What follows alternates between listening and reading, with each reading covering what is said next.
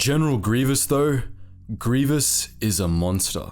The Separatist Supreme Commander is an abomination of nature, a fusion of flesh and droid, and his droid parts have more compassion than what remains of his alien flesh. There are a few characters associated more with the Clone Wars era than General Grievous. The imposing Supreme Commander of the CIS served as an antagonist both in Revenge of the Sith and in expanded universe stories set across the Clone Wars era. His memorable appearance and terrifying character make him the favorite of many Star Wars fans, including our lead scriptwriter. In this video, we'll be looking into the character of General Grievous and what makes him such a great villain in the stories where he's written well.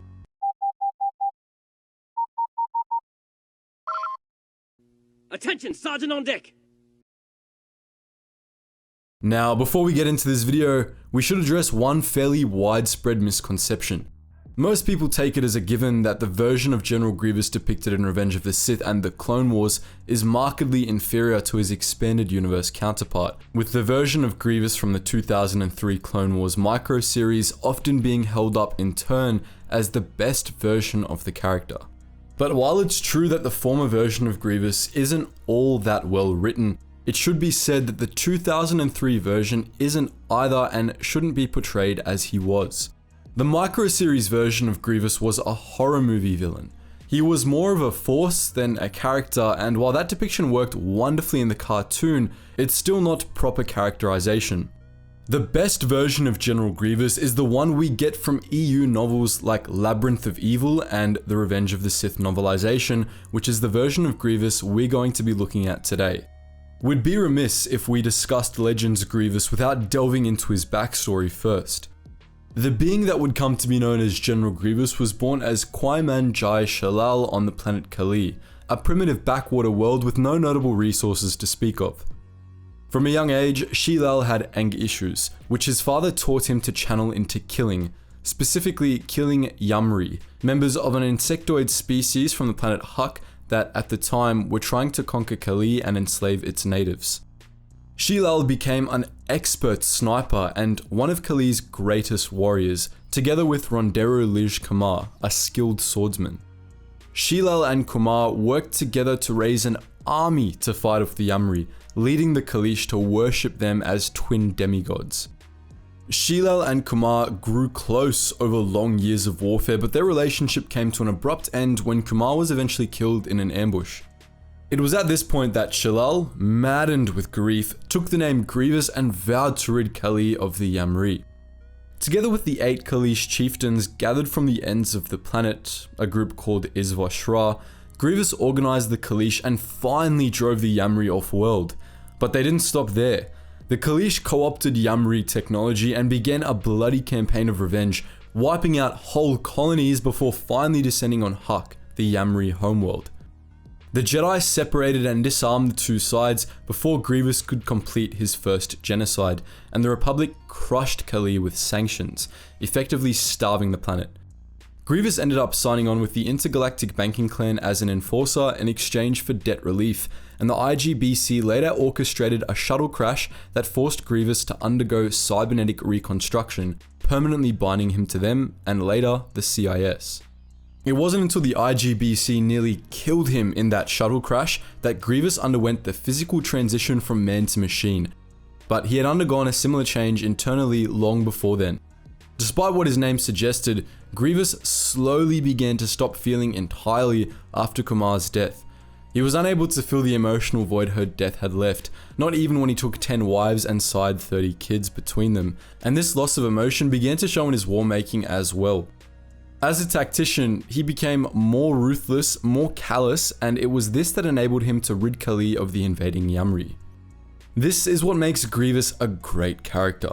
It isn't that he can curb stomp half a dozen Jedi in a lightsaber duel, but rather how he walks the line between man and machine. Star Wars was no stranger to cyborgs before Grievous turned up. After all, the franchise's most iconic character is more machine than man. But in the wider scheme of Star Wars, it's Grievous who really embodies the concept of being a cyborg in more ways than one. For Vader, cybernetics allowed him to operate as a more or less fully functional human.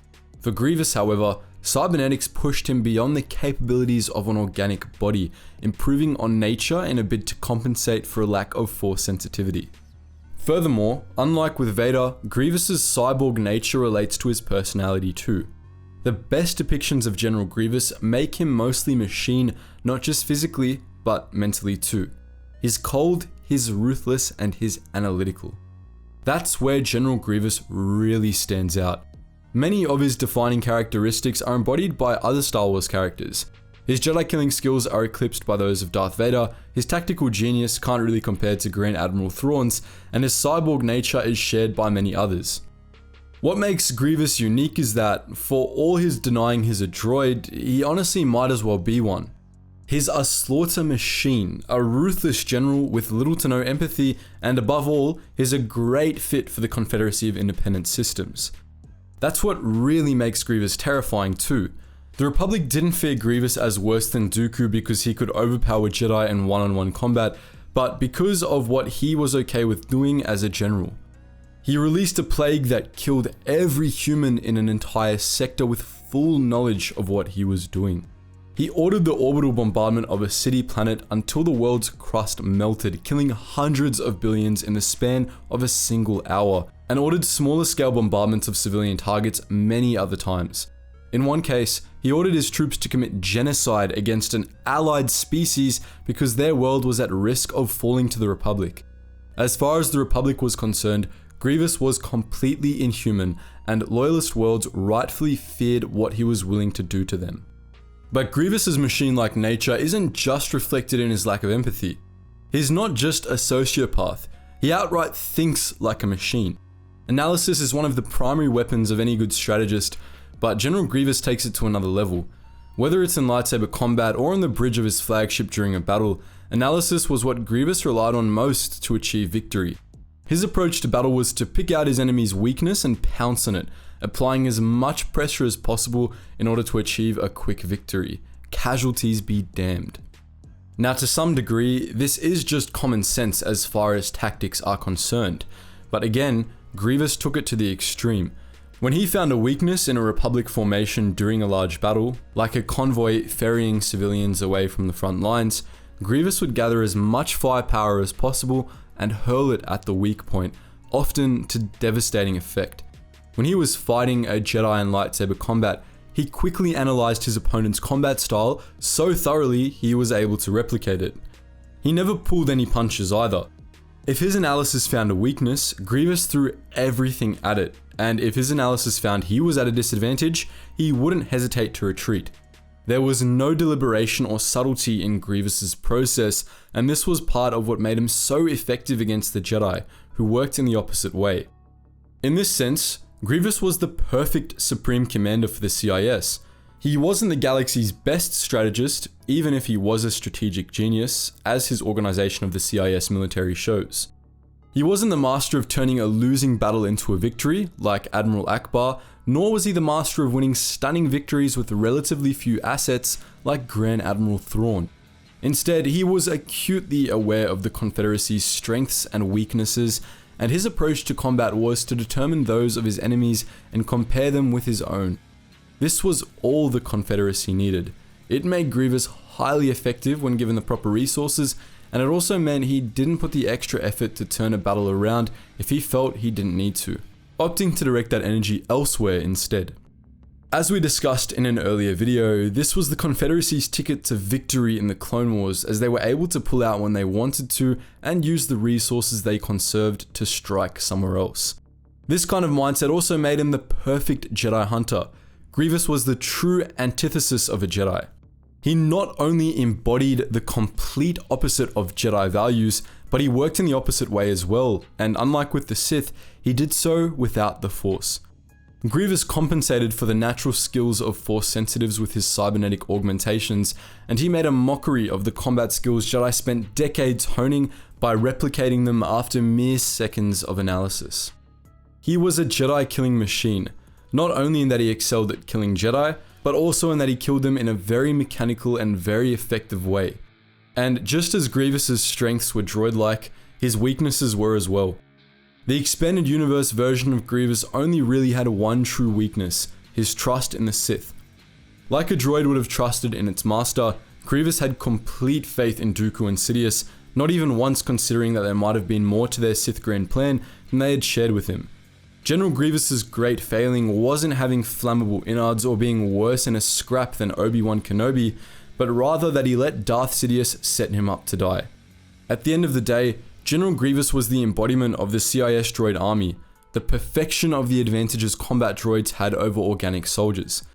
Like Darth Vader would end up being, Grievous was more machine than man, but much more completely. For all his callousness, Vader still had a human heart inside him, a sense of justice and ultimately a sense of compassion too. Grievous had no such weakness. His heart and mind were as human as his mechanical parts. That's truly what makes General Grievous such a great character, the perfect threat to face the Jedi in the Clone Wars. But what do you think? Are there other characters you'd like us to see analysed like this? Let us know your thoughts and more in the comment section below. And just before you click on Generation Tech's How to Cook an Ewok Steak video, make sure you check out our GGN, our Geetsly's Gaming Network, which has just opened its Clone Wars role-playing server. Guys, this is a really great server, really great staff behind it as well, and you will have a lot of fun with it. So all the links and information for that is in the description. And if you want to check out our new channel called The Braved, which goes through all eras of history to find some of the most badass individuals from these eras, that link is also in the description below, as well as our Relax Jack music channel, where you can find the music we use here on most of our videos. That link is also in the description below. And if you want to join a behind the scenes Discord and get access to some exclusive posts, consider donating to our Patreon. And if you just want to join our wider community, join us on our Discord. All of these are in the description below. Anyways guys, as always, thank you so much for watching, and I hope to see you in the next video.